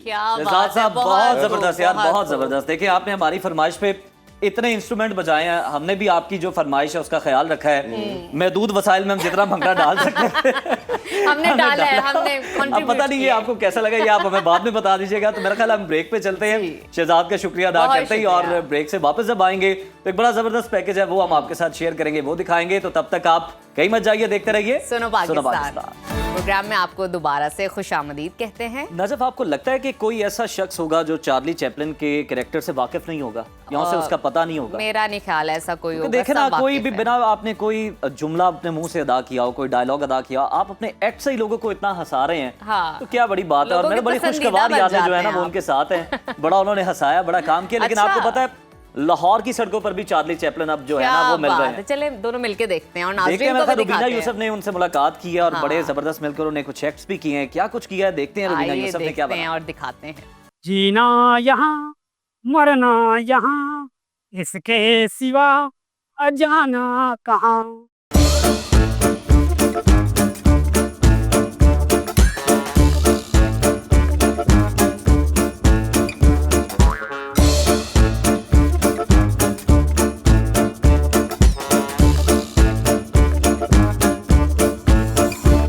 Very good morning. आज हम मौजूद हैं एक ऐसे करेक्टर के पास जो लोगों के चेहरे पर हंसी का की वजह बनता है, और हमारे साथ मौजूद है चार्ली चैपलिन, और वो किसी इंट्रोडक्शन के मोहताज नहीं है, और इन्हें देख के कौन नहीं जानता इनको। अस्सलाम वालेकुम। जी वालेकुम सलाम। क्या हाल है? जी बिल्कुल, अल्लाह का लाख लाख एहसान है। कितने खुश है आप, क्या आपकी जिंदगी भी इतनी ही खुश है? देखें जी, सजाए रखते हैं जो चेहरे पे हंसी की किरण, ना जाने दिल में कितने शिगाफ रखते हैं। बात यह है कि एक एक्टर हूँ, तो जो मुझे काम मिले, जो गेटअप करना चाहूँ, अल्हम्दुलिल्लाह कर रहा हूँ। बच्चों के लिए ये अभी स्ट्रगल जारी है। जैसा कि मैंने रेडियो किया, टीवी किया, थिएटर किया, फिल्म की, बुलेटिन, खबरें तक पढ़ी। अच्छा, ये कहा जाता है, हम थोड़ा सा पहले आपकी ज़िंदगी के बारे में बात करते हैं, कि जैसे आपका जो असल नाम है वो रफ़ाकत है, और आपने ये करैक्टर बनने के बाद आपने अपना असल नाम छुपा दिया है, तो क्यों सोचा आपने कि आप एक चार्ली चैपलिन ही बने, कुछ और क्यों नहीं? नहीं जी, बात ये है कि असल में जब मैं चार्ली चैपलिन अगर बनूं तो बड़ा प्लेटफॉर्म हो ना, तो मैं अपना नाम चार्ली चैपलिन अपने हल्के में अपने घर वालों को बताऊं। जब रोड पे खड़े होके परफॉर्म करना है ना, तो फिर हेजिटेशन फील होती है कि यार मैंने 50,000 रुपये पर डे भी दिया हुआ है। तो अब रोड पे खड़ा हूँ, रोड पे इसलिए खड़ा हूँ कि मेरे 3 बच्चे हैं, वो तीनों स्टडी कर रहे हैं इंग्लिश मीडियम। अच्छा अच्छी स्टडी दे रहा हूँ और यहाँ से रोड पे मुझे कोई हेजिटेशन नहीं होती। वो साढ़े पंजाबी की मिसाल है ना कि जब मंगना तो फिर कोला क्यों लुकाना। अच्छा मुझे ये बताइएगा, कभी आपकी जो वाइफ है, बीवी है, वो कहती है ये काम छोड़ दो, मुझे अच्छा नहीं लगता ये वो? जी अर्निंग का सिलसिला बना हुआ है तो बुढ़ी भी तरह बदा जी है और बुढ़ी भी तरह बदा जी है उनके नाल कराइए काम ते जांदा की है और मैं करना पावस जिੱਤੀ ਉਹ ਹੁੰਦੀ ਹੈ ਲਾਗੇ ਸੁੱਤੀ। ओ वाह, ਸੁੱਤੀ ਨੂੰ ਮੈਂ ਨਹੀਂ ਜਗਾਉਂਦਾ, ਚਾਹ ਮੈਂ ਆਪਣੀ ਆਪ ਬਣਾਉਂਦਾ, ਆਸ ਪੀਂਦਾ ਇੱਕ ਪਿਆਲੀ ਉਹਨੂੰ ਦਿੰਦਾ ਭਰ ਕੇ ਮੱਗਾ। ਐਵੇਂ ਲੋਕੀ ਮੈਨੂੰ ਕਹਿੰਦੇ ਵੀ ਮੈਂ ਬੁੱਢੀ ਦੇ ਥੱਲੇ ਲੱਗਾ। ਬੁੱਢੀ ਵੀ ਤਾਂ ਰੱਬ ਦਾ ਜੀ ਏ, ਉਹਦੇ ਨਾਲ ਕਰਾਈਏ ਕੰਮ ਤੇ ਜਾਂਦਾ ਕੀ ਏ। बूढ़ी को मिलता है पैसा। अब मेरी टून खराब है, अब मैं कहता हूँ कभी तपेके जा नहीं दे, अब सुख दा सा नहीं दे। जबरदस्त, कितना अच्छा, मतलब इतना टैलेंट, मतलब मैं हैरान हूँ, वो सड़क पे रुल रहा है।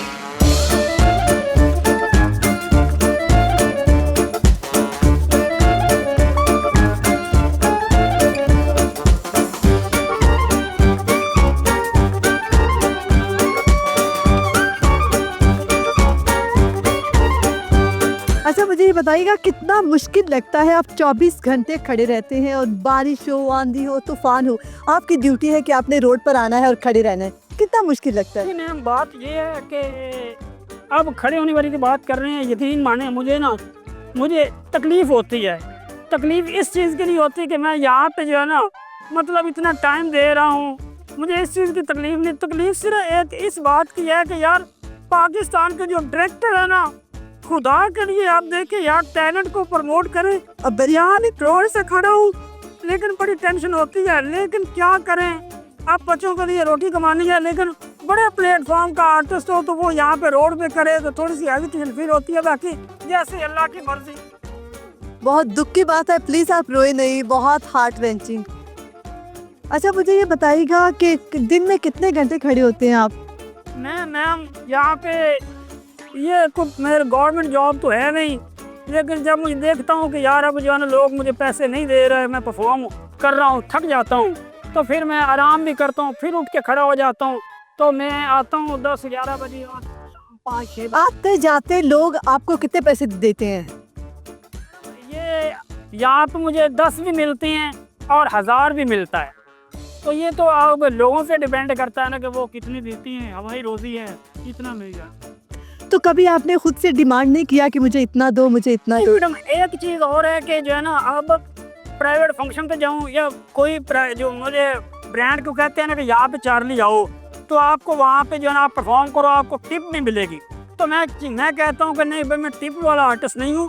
अब मैं रोड पे खड़ा हूँ, मैंने अपना ये सेट लगाया हुआ है, मैं लाइव परफॉर्म करता हूँ, मुझे कोई देखे या ना देखे, अगर कोई देख ले तो वो मुझे कर दे, लेकिन मैं आगे एक तो रोड के अंदर नहीं घुसता।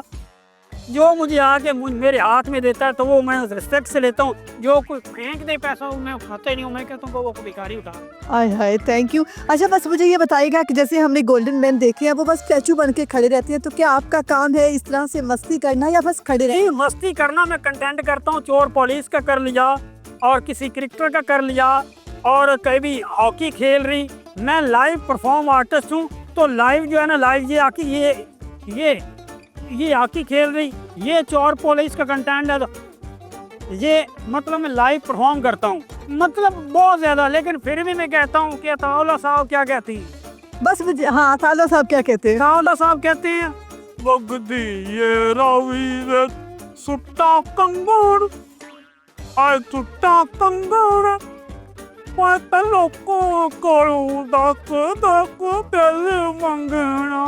जाते जाते मैं अपने चैनल के दूसरे से बात कर रहा हूँ कि पाकिस्तान की जितनी भी आवाम है, ये उनकी ज़बान है। औखी होगी किस्मत खोटी, 1.5 औंस की रहेगी रोटी, भरिया ठूठा बन के लंगोटी, दर दर मंगते करन सवाल, तोबा मेरी इस्तगफार, तोबा मेरी इस्तगफार। रिक्शे बसां भाड़े वध गए, खुशियां घटियां हाड़े वध गए, गाने च चीख चिकारे वध गए, रोन में आए ज़ारो ज़ार, तोबा मेरी इस्तगफार, तोबा मेरी अब हमें कोई लास्ट पर आप छोटा सा कोई गुनगुना दे, कोई गाना सुना दे, फिर हम इंटरव्यू का इख्तिताम करते हैं। चन माही मेरी मन माही वे कोई डब्बी दिया तिलानी मेरे वलना तकनी तेरा शुक्र कमीना। हाँ, ये बहुत अच्छी, बहुत शुक्रिया, बहुत शुक्रिया। अल्लाह ताला आपको बहुत बड़ा मकाम दे। और आज उम्मीद है कि आपने बहुत इंजॉय किया होगा। एक एक लाइन जो इन्होंने बोली वो इतनी हार्ट, मतलब दिल को लगने वाली थी। और जो मुस्कुराते चेहरे के पीछे आपने गम भी सुना, क्या दुखी लाइफ है इनकी, बच्चे हैं, बीवी हैं और फिर फैमिली से दूर रहते हैं, पूरे खर्चे उनकी उठाते हैं और फिर रात के वक्त दुखी हो जाते हैं। तो बस इंसान क्या करता है, पैसे के पीछे इंसान बस मेहनत कर रहा है। लेकिन देखें क्या इनमें टैलेंट है। मुझे लगता है कि अल्लाह ताला इनको बहुत बड़ा कोई आला मकाम दे, कोई बड़ा प्लेटफॉर्म मिले जो ये डिज़र्व करते हैं। और उम्मीद है कि आपको भी ये सेगमेंट बहुत पसंद आया होगा। हाँ, ऐसे ही सेगमेंट्स देखने के लिए देखते रहिए सुनो पाकिस्तान।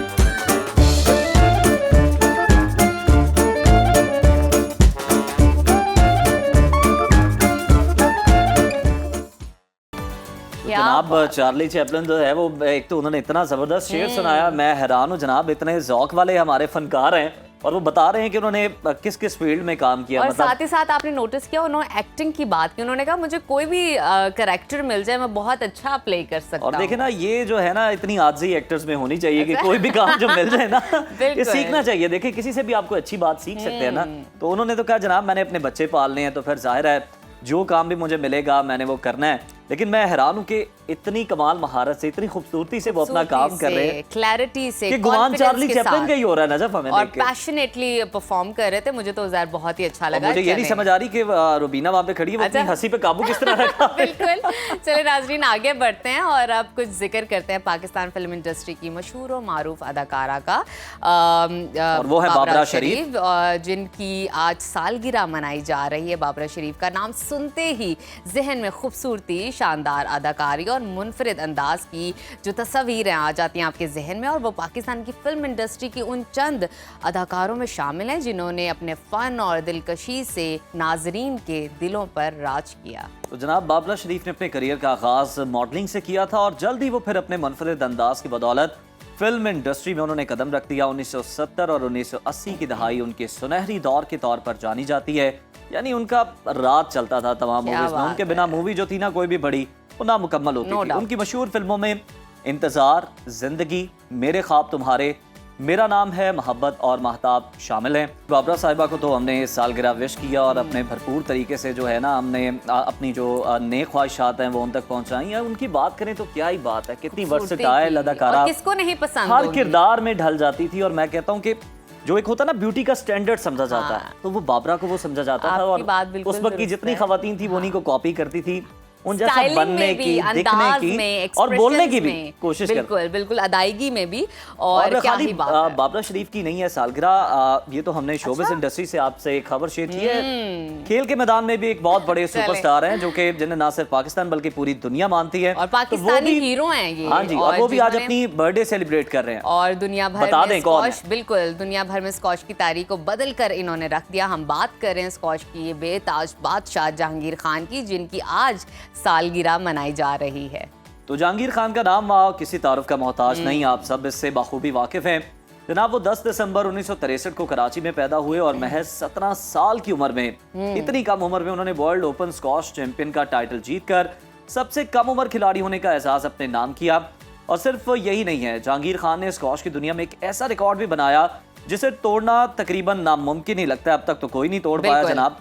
उन्होंने 1981 से 1986 तक मुसलसल 555 मैचेस जीते, जो कि खेलों की तारीख में सबसे तवील नाकाबिले शिकस्त सिलसिला माना जाता है। जहांगीर खान की मेहनत, लगन और बेमिसाल सलाहियतों ने इन्हें दुनिया के अजीम तरीन खिलाड़ियों के फहरिस्त में शामिल किया। इनके खेल का अंदाज और शदीद प्रेशर में भी उनकी नाकाबिले फरामोश परफॉर्मेंस जो थी खिलाड़ियों के लिए मशले राह बनी। जहांगीर खान ने अपने कैरियर में 6 वर्ल्ड ओपन और 10 ब्रिटिश ओपन टाइटल्स जीते। ज़बरदस्त। और ये जो कारनामे थे ना सिर्फ उनकी अजमत का सबूत थे बल्कि पाकिस्तान के लिए भी फ़ख्र की बात थी। तो आज हम जहांगीर खान की सालगिरह के मौके पर उनकी खिदमात, उनके कारनामा और उनके अज़्म को दिल से सलाम जो है ना वो पेश करते हैं जनाब, क्योंकि वो सिर्फ एक खिलाड़ी नहीं बल्कि पाकिस्तान की पहचान है। जहाँ भी वो जाते हैं तो लोगों के माइंड में सबसे पहले पाकिस्तान आता है, पाकिस्तान का फ्लैग आता है। तो जहांगीर साहब हम आपको सालगिरह की बहुत बहुत मुबारकबाद पेश करते हैं। आपकी सेहत के लिए आपकी खुशियों के लिए जनाब हम दुआ को मजीद आगे बढ़ते हैं और आपके साथ इंटरेस्टिंग जो इन्फॉर्मेशन है शेयर करते हैं। शायद आपको इससे पहले मालूम नहीं होगी, मालूम तो हो ना हो, लेकिन आप इसकी आदी जरूर है और इसके बिना आपका गुजारा नहीं है। आपका दिन शुरू नहीं होता, आपकी जो शाम है वो अधूरी रहती है। जनाब आपको समझ आ गई होगी, इतनी तमहीद मैंने बांध दी, अब कुछ बचा है पीछे। हाँ, हम चाय की बात कर रहे हैं तो हर किसी को शौक होता है चाय पीने का, मगर बहुत से लोग ये नहीं जानते होंगे कि चाय में दूध मिलाने की जो रिवायत का आगाज था वो कहाँ से हुआ था। आज हम आपके साथ पाकिस्तानियों की पसंदीदा मशरूब यानी कि जो चाय है उसकी interesting facts and figures share करने वाले हैं, तो गौर से सुनिएगा। बिल्कुल सुनिएगा। ये तो आप सुनते ही रहते हैं कि पाकिस्तानी जनाब इस साल में इतने की चाय पी गए, इतने अरबों की चाय पी गए और दिन में 4 कप पीते तो हैं। हाँ ये जी भी। तो ये आपको बताते हैं कि 18वीं सदी की बात है, जब चाय बरतानिया में मशहूर होना शुरू हुई तो उस वक्त चाय को एक खास किस्म के चाइना कप में पिया जाता था। लेकिन वहां पर एक मसला दरपेश ये था कि गर्म चाय की वजह से ये कप अक्सर जनाब टूट जाते थे। इस मसले को फिर हल करने के लिए अंग्रेजों ने एक तरकीब निकाली। वो लोग पहले कप में ठंडा दूध डालते और फिर उस पर चाय का इजाफा करते। इसे सेपरेट टी भी कहा जाता है और आज भी कहीं ना कहीं बनाई जाती है ताकि जो कप की हरारत है वो कम हो जाए और वो टूटने से भी बच जाए। इसके अलावा दूध की वजह से चाय की जो तलखी है वो भी घट जाती है, जिसे एक इजाफी फायदे के तौर पर माना गया और फिर इसे अपनाया और जिसकी वजह से कुछ लोग शिकायत करते हैं कि उनको एसिडिटी का इशू हो रहा है। अच्छा, मजीद उस दौर की बात की जाए तो चाय में उस टाइम पे बहुत महंगी हुआ करती थी, तो अक्सर लोग उसमें अफोर्ड नहीं कर पाते थे, उनकी उस कॉस्ट में नहीं आती थी, तो वो दूध में ला के पीते थे, जिसकी वजह से उनकी सेहत भी बरकरार रहती थी और साथ ही साथ वो टेस्ट भी डेवलप हो गया डे बाय डे और कहीं ना कहीं उनको अच्छा भी लगा और साथ ही साथ उनका बजट भी मेंटेन हो गया। बिल्कुल। और जनाब इस तरह से वो फिर अपना शौक जो है उसको पूरा करते रहे, उसकी आबियारी करते रहे, चाय पीते रहे और वो शौक हमने अपना लिया और वो हमने अपना लिया और मेरा ख्याल ज्यादा ही अपना लिया, उसमें थोड़ी कमी करने की जरूरत है। नाज़रीन, ये था हमारा आज का प्रोग्राम। उम्मीद है आपको पसंद आया होगा। इसके साथ ही हमें इजाजत दीजिए, कल दोबारा मुलाकात करेंगे, खिदमत में हाजिर होंगे। तब तक के लिए अल्लाह हाफ़िज़।